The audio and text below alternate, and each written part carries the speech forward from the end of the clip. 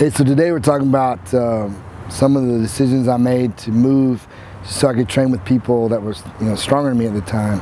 I think that's super important for any of you out there. If you're the strongest person, in your gym, I mean, number one, that's cool and that's awesome. But the thing is that it's opportunities. It's when you see people that are way stronger than you on a daily basis, things that you thought were extraordinary become normal. And if they become normal, then you are more apt to do those numbers. So when I was coming up, in powerlifting, I moved from Colorado Springs back home, and I was in my local gym. I was stronger than everyone else. And the first thing I did was drive. It was about an hour and a half away. It was in Hickory, North Carolina, to train with Grant Pitts. I don't know if any of you guys listening to this remember that guy, but he was a super heavy here in North Carolina. He was huge. Gosh, if you don't know who he is, just Google Grant Pitts, powerlifter. He was a monster. I mean, I'm trying not to exaggerate. He was around 6 foot or 6'1", 385 pounds, and he was not fat. He was huge. You're talking about a guy, he was one of those dudes battling Anthony Clark back in the day for the first person to bench 800, which back then it was in single ply equipment. So single ply, like crappy equipment. And so it was pretty amazing. I mean, I saw him do, once again, trying not to exaggerate, I definitely saw him do 605 on bench press for an easy triple. I think that might have been the heaviest I saw. Oh, I saw him do a double with 650, which was pretty extraordinary. This is raw, no equipment.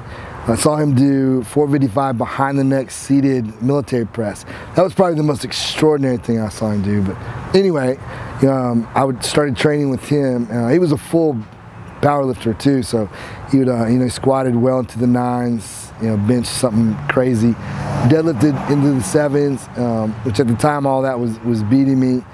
And but going there and seeing him be so strong on a daily basis, and there was other people in this gym. Is like Chester's gym in Hickory, North Carolina, but it was loaded with some really good powerlifters. But I would go there, like twice a week, every single week. It was an hour and a half there, hour and a half back to where I was from. And but going there and seeing those numbers on a daily basis, well, that was one of the first times, I started really lifting. My lifting started really taking off. To bench, into the 400s was just something I had to do. Wasn't something crazy because, I mean, this dude's, repping out 600 and something. So if I didn't do at least 455, well, I'm a chump. So it was just opportunities, guys. It was just, seeing it on a daily basis. It was just, that became my norm.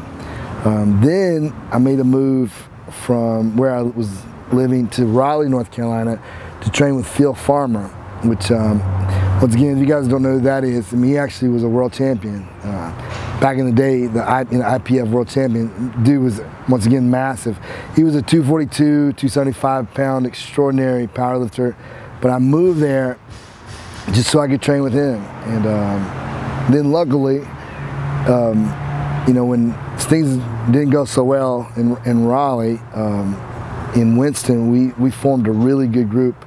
And that's kind of where I come up and started really lifting big weights. But there was Chris Ox Mason, who was another pro powerlifter. But the whole gym, we were surrounded with lots of strong dudes. So even though I became the strongest in that group, everybody else was strong and everybody else was getting stronger. And so the stuff that I was seeing on a daily basis was extraordinary. Chris, he was benching in the 7s, he was squatting in the 9s with me, and so you got this guy who was, he was a 220, 242 pounder, so he was like right around my same weight class, and so like, he would push me. I would squat 950, he would do 950, well then I gotta do 970, he would do 970, and next thing you know, I'm squatting 1,000 because I'm trying to stay ahead of him, and he's squatting 1,000 because he's trying to catch up with me, and so, here's what I want to leave y'all with. Like, if you're the strongest guy in your gym, try to find someone stronger around you and at least visit on a regular basis so you guys can, see things that you think are extraordinary, see those on a daily basis, and that extraordinary will become regular, become normal, and then those numbers won't be so far out of reach. They'll be something that just happens. Hey guys, now do me a favor. Go subscribe to our channel. like our videos, comment. I promise you if you comment, I'll get back to you and answer all your questions. Thanks for watching.